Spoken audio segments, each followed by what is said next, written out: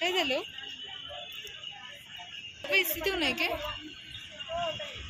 पैसे घेतात ना ते घेऊ नये म्हणून आहे.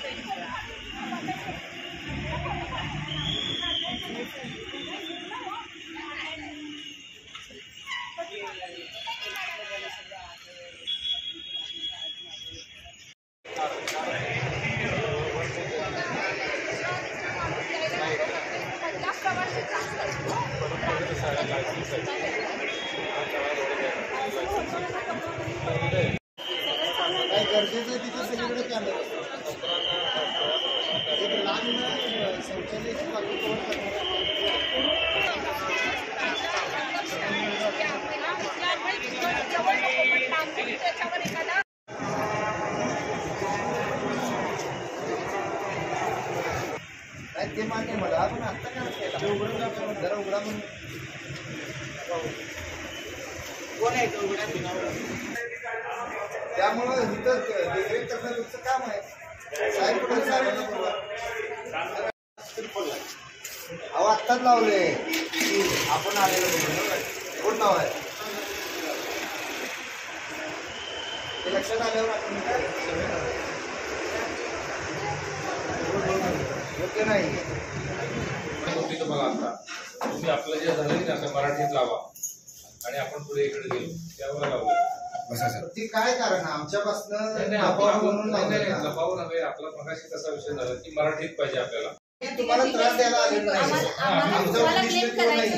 बिलकुलच परंतु आमच्याकडनं कधी लावले ते विषय आम्ही भाऊ म्हटले मगाशी मराठीत पाहिजे पण दार बंद केला तर आपल्याला मराठी दाखवलं. बरोबर त्यानंतर आपण तिकडे गेलो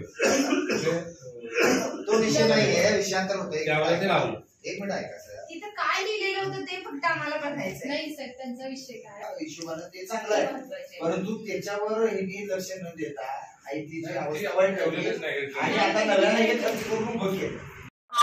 पुणे या ठिकाणी स्वारगेट हे गजबजलेलं असलेलं महामंडळचं मोठं एसटी स्टँड असून त्या ठिकाणी जो घडलेला प्रकार आहे तो अत्यंत निंदनीय आहे. त्यानंतर या सगळ्या प्रकाराची माहिती संपूर्ण महाराष्ट्रभर झाली.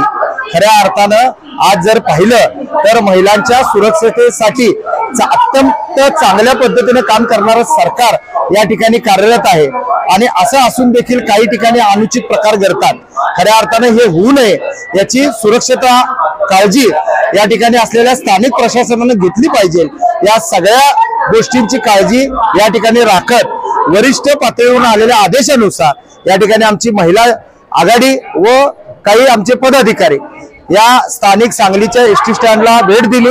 या ठिकाणी उपस्थित असलेले आपले DC भोकरे साहेब व त्यांचा इतर स्टाफ या ठिकाणी असलेला जबाबदार सर्व या ठिकाणी होते.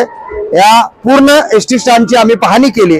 या ठिकाणी महिलांना मिळणाऱ्या ज्या काही महत्वाच्या सुविधा आहेत त्याचा जो काही अभाव आहे त्या संदर्भात आम्ही त्यांना वास्तविक परिस्थितीची कल्पना दिली व ती सुधारण्यास त्यांना सांगितलेलं आहे। खऱ्या अर्थानं ज्या पद्धतीनं या ठिकाणी व्यवस्था पण व्हायला पाहिजे त्यामध्ये थोडंफारचं अडचणीचा बाब या ठिकाणी आमच्या लक्षात आलेली आहे आणि ती त्यांच्या लक्षात आणून दुरुस्त करण्यास सांगितलेली आहे। खऱ्या अर्थानं असंच आम्ही सर्व पदाधिकारी वेळोवेळी या ठिकाणी लक्ष घालून यांना या ठिकाणी सगळ्या सुविधा व्यवस्थितरित्या पुरवण्यासाठी भाग पाडू। महाराष्ट्राचे लाडके उपमुख्यमंत्री शिवसेना पक्षाचे नेते आदरणीय एकनाथजी शिंदे साहेबांच्या आदेशानुसार सांगली जिल्ह्यातील सर्व एसटी डेपोमध्ये आम्ही आज या ठिकाणी सर्वे केला।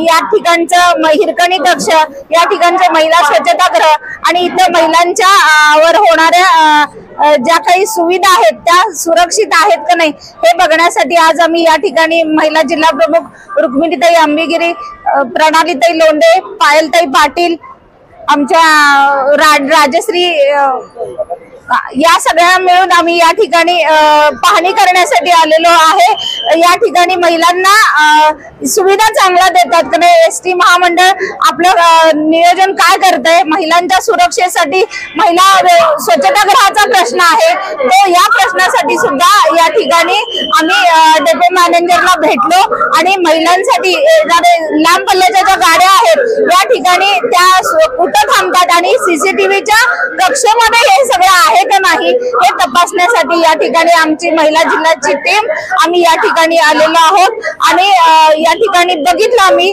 तर महिलांसाठी चांगली सुविधा आहे आणि एसटी महामंडळ त्याची काळजी जबाबदारीने घेते। डेपो मॅनेजर शीतल मानेताईंनी आम्हाला सांगितलं की माझ्या या ठिकाणी मी सातत्यानं मी माझ्या 2-3 फेऱ्या या डेपोमध्ये होतात। लांब पल्ल्याच्या गाड्यांच्या आम्ही जास्त काळजी घेतो।